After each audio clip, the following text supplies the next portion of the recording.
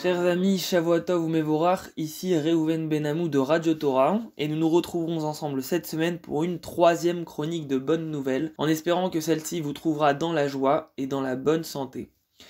Penchons-nous en premier lieu sur une innovation israélienne qui a fait le buzz en France, en passant notamment au journal télévisé de France 3, et qui fait donc un énorme Kiddush Hashem, une sanctification du nom de Dieu, en valorisant l'image de la nation juive.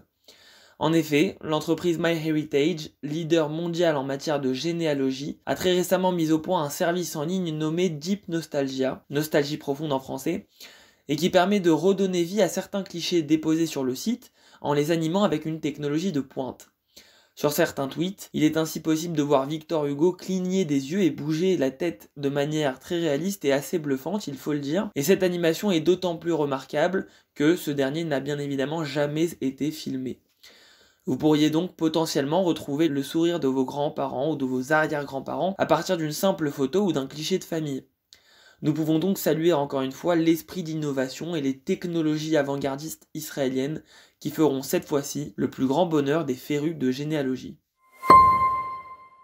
Une deuxième bonne nouvelle qui nous provient toujours d'Israël, c'est évidemment le cap des 5 millions de personnes ayant reçu leur première dose de vaccin Pfizer-BioNTech contre le Covid-19.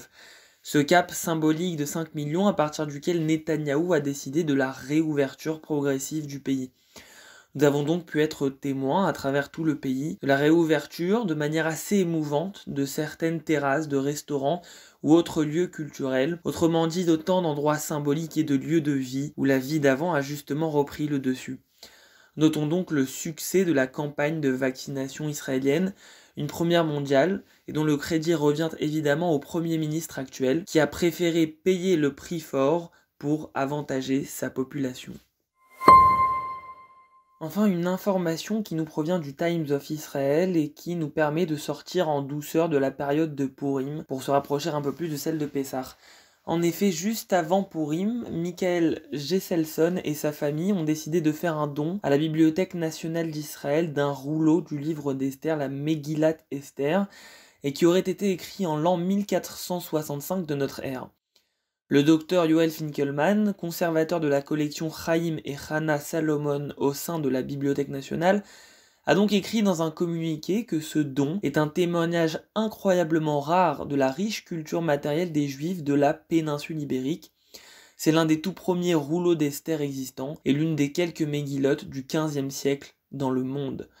Ce don ne manquera donc pas de nous émouvoir, à la fois par la qualité et l'immense valeur de cet objet, mais aussi par la noblesse d'âme de cette famille qui a permis une telle transaction.